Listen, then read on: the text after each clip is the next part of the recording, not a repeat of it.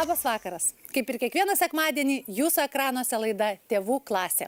Dažnai girdime, kad Lietuvos kaimai nyksta ir tuštėja.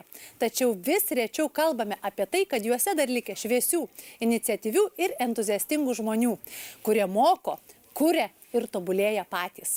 Artimiausią pusvalandį kviečiame jūs apsilankyti Lietuvos kaime ir kartu su mumis pasižvalgyti, kaip šiais laikais mokosi mūsų šalies vaikai, ko jie siekia ir kaip leidžia laisvalaikį.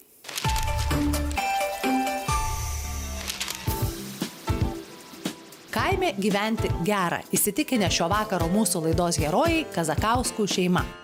Prieš 5 metus anglų kalbos mokytoja dirbanti Dovilė ir menininkas Jurantas iš miesto persikėlė į mažą, netoli Šakių įsikūrusi kaimelį pavadinimu Plokščiai. Šeima neabejoja, gyventi komfortiškai ir įdomiai galima ir mieste, ir kaime. Viskas priklauso nuo pačių žmonių bei jų požiūrio. Mes tiek daug neanalizuojame, ar čia kaimas, ar čia miestas gyvenimas susiklostė, kad mes esame šiuo metu šičia, vaikai lanko šią mokyklą ir mes linkę daugiau visą laiką žvelgti privalumus ir sakykime, nes jeigu nori, jeigu bet kurį dalyką imti gyvenime kaime ir mieste, imkim studijavimą ar užsienį ar Lietuvą, jeigu tu būsi pesimistas ir negatyviai mąstysi, tu tikrai rasi daugiau trūkumų. Bet jeigu tu optimistiškai mąstai, pozityviai nusiteikęs, tai ir trūkumų daugiau visą laiką žvelgsi.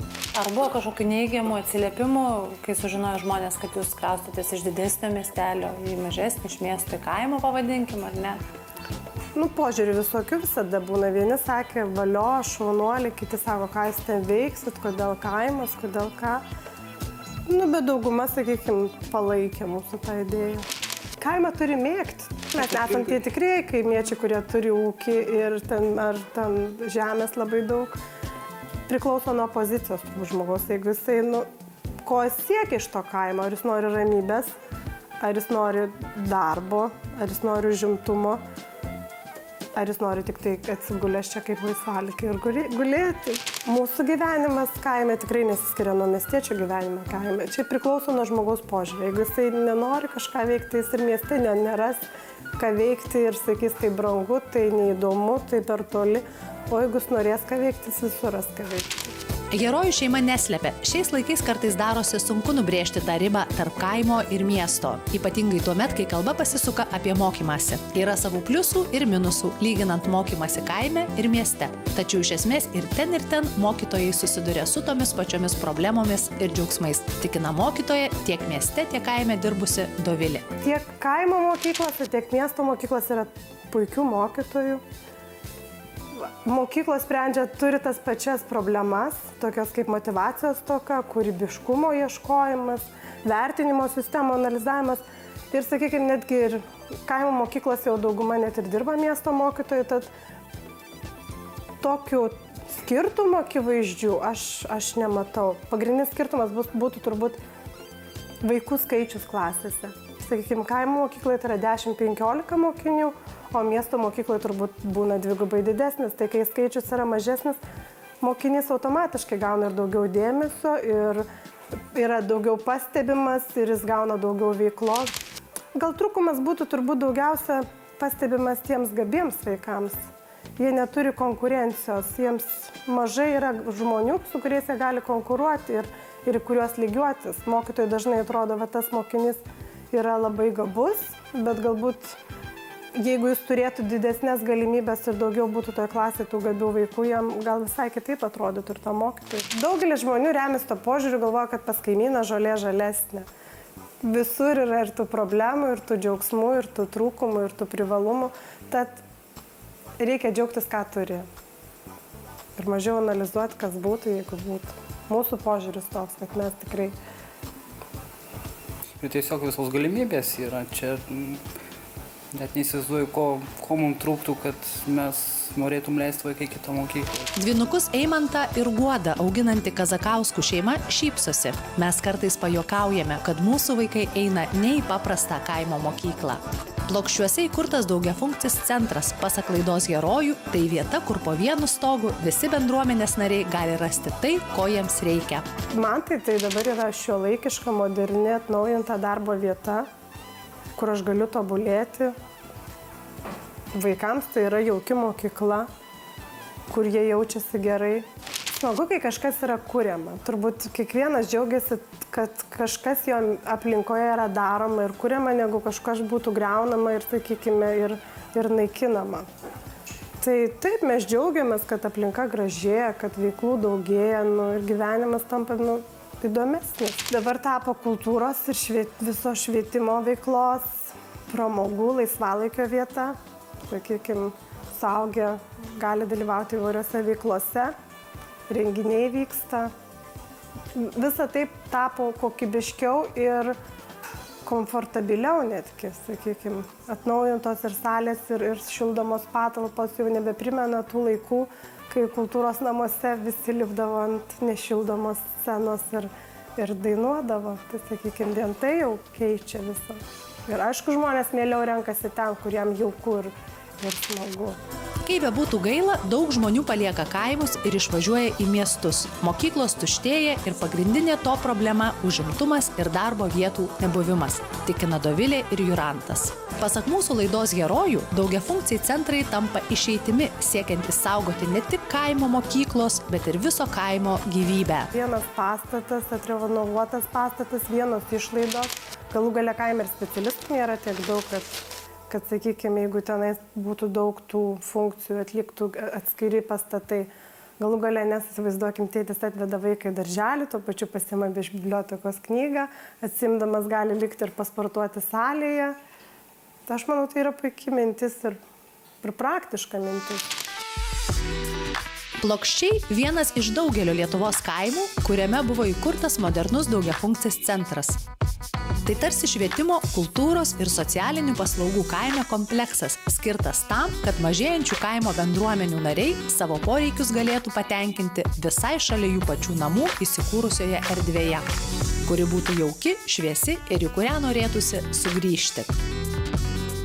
Juokinga, kaip esu matęs vienam rajone, stovi mokykla su biblioteka, stovi bendruomenės namai ir kitoj pusėje gatvėje stovi savivaldybės biblioteka. Nu juokas į mane, nei vienam, nei kitam ten nėra nei žmonių, nei knygų fondų, neturi nei ką naujo pasiūlyti. Taip kad aš manau, to mes turime vengti ir daugiafunkciniai centrai būtent ir yra tokia kaip ir išeitis iš šitos situacijos. Dabar atėjo tokie laikai, kad žmonių mažėja ir čia niekas nekaltas dėl to. Tokia situacija. Vienuose, pavyzdžiui, kaimuose pasidaro taip, kad ir vaikų mažai, ir suaugusių mažai. Ir ta kultūra kažkaip savaime nyksta, nereikia nei kažko tai ieškoti kažkokių kaltų žmonių. Bet iš tikrųjų labai yra gerai, kai atsiranda tie daugiafunkciai centrai ir į juos, matot, galima sukelti viską. Ir biblioteka, ir kultūra, ir mokyklėlės tuo pačiu gali viskuo naudotis, ir dienos centrai. Tai čia yra tiesiog fantastika. Kalbant apie kaimą, dažniausiai mes jaučiam tokį neigiamą atspalvį. Bet ko gero taip neturėtų būti, kadangi tamsių spalvų, gyvenimo tamsių spalvų turbūt yra visur. Bet iš ties kaimas keičiasi kaip ir viskas šalyje. Kaip gyvenimas keičiasi miestuose, taip keičiasi ir kaimuose. Be abejo, kaimas gal neišvengia tokio stipresnio tuštėjimo, nes ir kaime mes mokyklose jaučiam, kad mokyklos tuštėja ir išties mažuose miesteliuose išgyvenam mokyklų reorganizacijų ar net mokyklų uždarymo laiką. Na ir mūsų atveju, ko gero, buvo taip, kad atėjo laikas prieš keletą metų, kada mes aiškiai supratom, kad vidurinės mokyklos reorganizacija yra neišvengiama. Tada kažkaip pradėjome galvoti, kaip šitą reorganizaciją išgyventi kaip tokį nepraradimo procesą, bet kažko naujo kūrimo.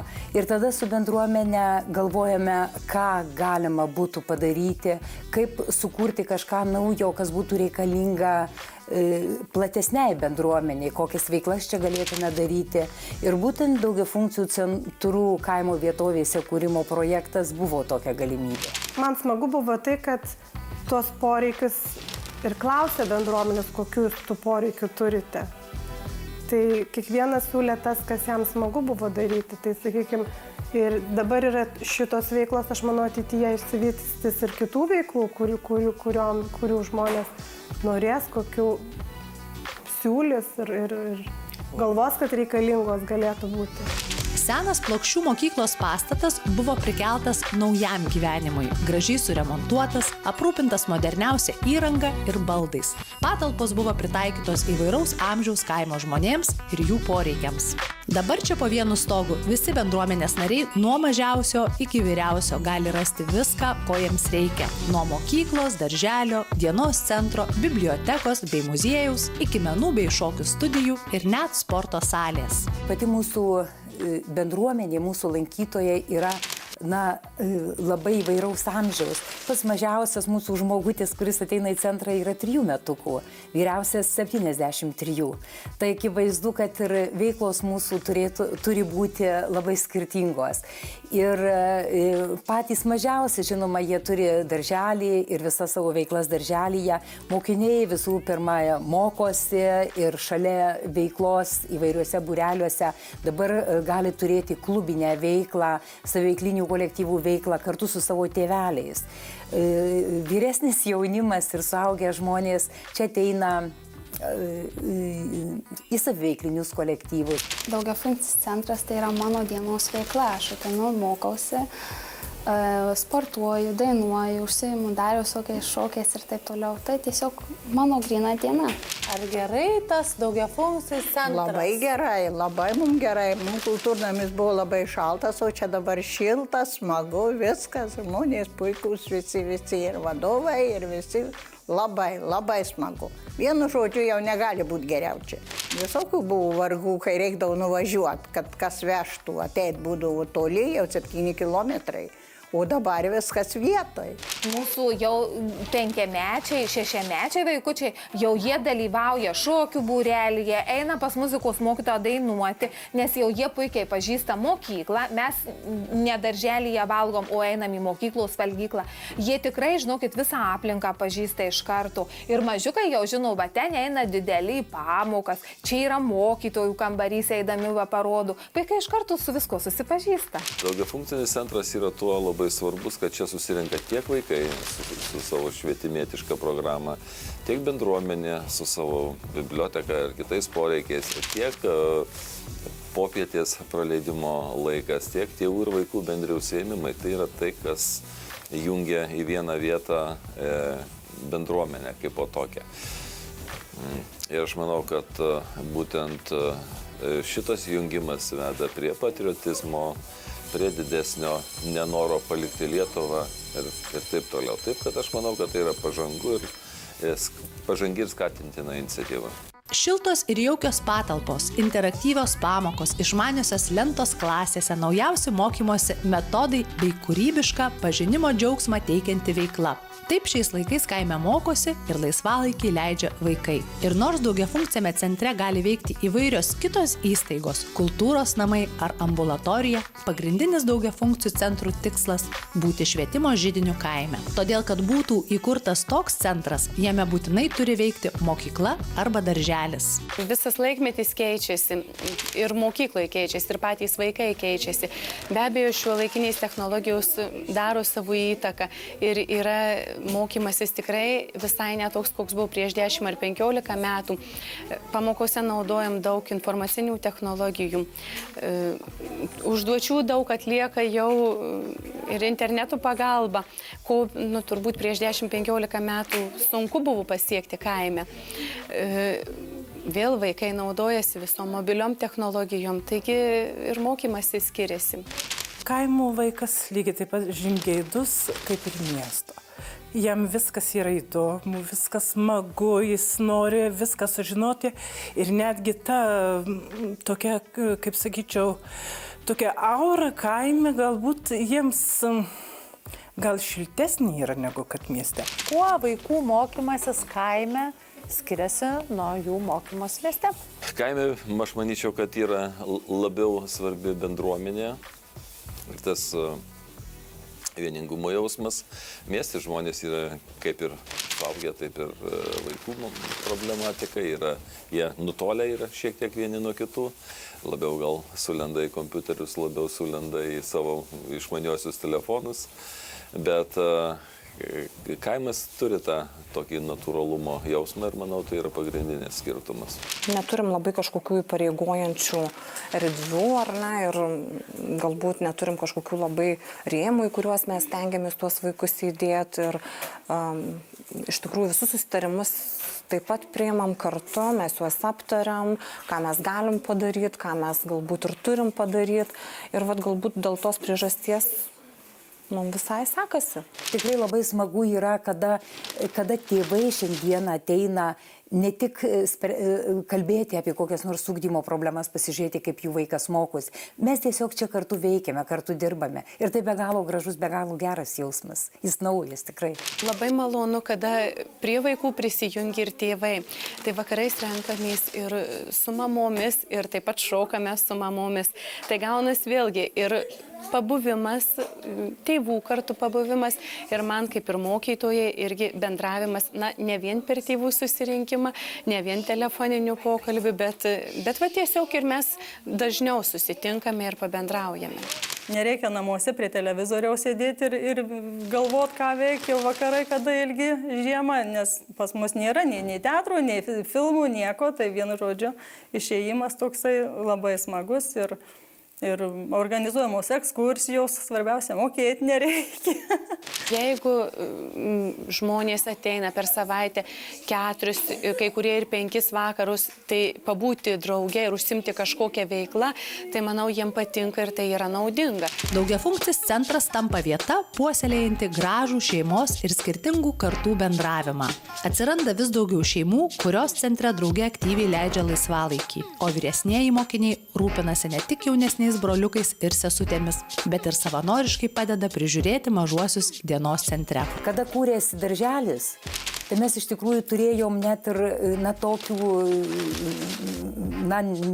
neramų buvo dėl to, kaip vis tiek dar tuo metu buvo vidurinė mokykla, kaip jie pritaps, kaip tie maži vaikai bendram kontekste bus. Ir mes matėm labai gražią patirtį, kada vyresni vaikai iš tikrųjų ėmėsi juos globoti. Vyresnieji broliukai be galo juos saugo, globoja, ryte atveda, nurengia, atveda į darželį ir pasako, kad pasiims 1 valandą ar 2:30, niekada nepamiršta, žinokit. Tiesiog tas jų tarpusavio bendravimas, kaip juos gražiai aprengia tie broliai.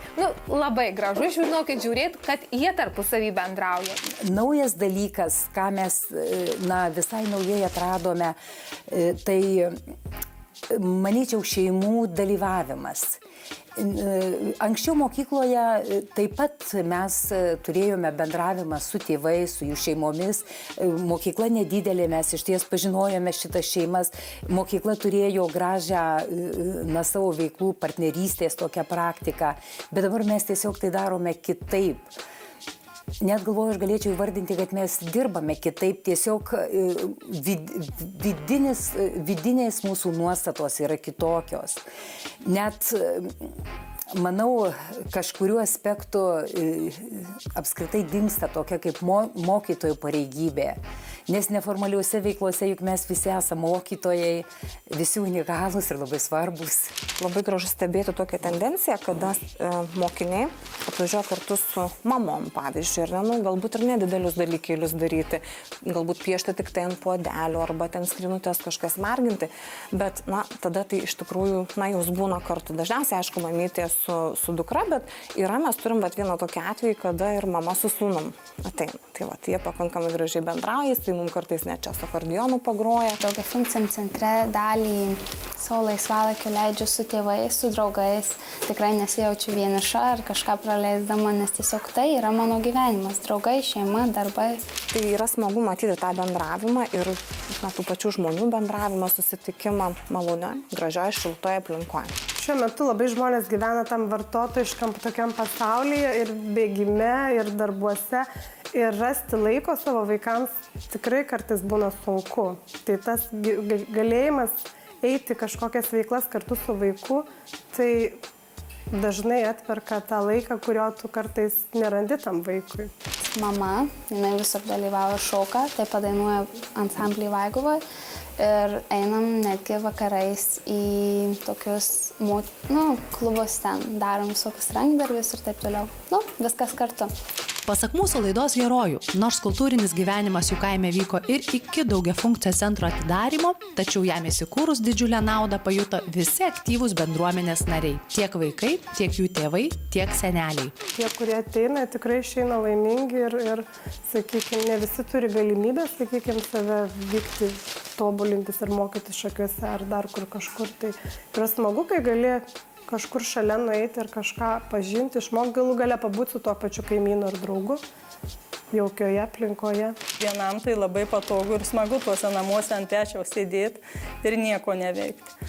Megzt ar siūt ar ką, o kitiem reikia daugiau aktyvesnio gyvenimo, daugiau veiklos. Ir piešiam, ir lipinam ten visokių mokytojo veiklų, ten mums užduoda. Ir labai visam patinka. Daugiafunkciam centre aš jaučiuosi kaip antruose namuose, nes jie ir turėtų tokia būti. Ne kiekvienas galbūt vaikas gali turėti, sakykime, tuos dalykus, ką jie gali rasti čia, namuose. Ir, jeigu mieste tikrai gali kiekvienas galbūt tėvelis arba daugelis, sakykime, vaikams sumokėti ten ir už baseiną kažkokį tai, arba už kažkokį tai būrelį, tai čia galbūt tikrai vaikai to negalėtų turėti. Mieste norit vaikus paleisti, kad pašoktų. Tai yra daugybė neformalių visokių mokyklėlių, klubų, šokių kolektyvų. Ta prasme, tas priėjimas lengvesnis. Čia šitai bendruomeniai turi būti sudarytos sąlygos čia vietoje, nes nieks nepavežios į Kauną tų vaikų pašokti, pastraksėti, padainuoti. Tai taip, kad būtent kaimo vietai tas yra be galo svarbu. Neturėtume galvoti, kad įsisteigęs daugiafunkcis centras apskritai kažkaip pakeičia visą kaimo bendruomenės gyvenimą. Galbūt mums pradėjus dirbti įsteigų šitą centrą ir mūsų bendruomenėje kažkas nepajuto apskritai jokio pokyčių, jeigu iš čia nedalyvauja ir neteina. Kitas žmogus galbūt pajuto labai didelį pokytį. Nauda yra keleriopa. Pirmiausia tai, kad aplamai išlieka kaip kultūros židinys, nesisaugoti atskirai kultūros namus, ten kultūros klubą, po pamokinį mokymą, mokyklą ir visą tai, ko gero, tokio dydžio miesteliuose nepavyktų. Antra, mes, kaip jau minėjau, ugdom tą bendruomeninį jausmą, bendravimą tarp vyresnių kartų, jaunesnių kartų, bendrą biblioteką, bendri užsiėmimai ir panašiai. Manau, kad daugiafunkcis centras išsigelbėjimas visiems kaimams. Štai kaip šiais laikais mokosi kaimų ir mažų miestelių bendruomenės. Įkurti daugiafunkciai centrai tampa vieta, kur vaikai kartu su suaugusiaisiais mokosi, kuria, žaidžia, tobulėja, linksminasi ir kiekvieną dieną atranda vis kažką naujo. Šį kartą tiek norėjome jums parodyti. O dabar klausimas atidžiausiems. Kokia yra pagrindinė daugiafunkcių centrų paskirtis? Atsakymus siųskite apačioje nurodytų elektroniniu paštu. Laimėtojus paskelbsime lygiai po savaitės, kitą sekmadienį. Kitoje laidoje Tėvų klasė pakalbėsime apie tai, kam mokykloje išvis reikalingi tėvai ir kokios naujos galimybės atsirado tiems, kurie nori aktyviai dalyvauti mokyklos ir kartu jų vaikų gyvenime. Gražaus vakaro ir iki kito sekmadienio.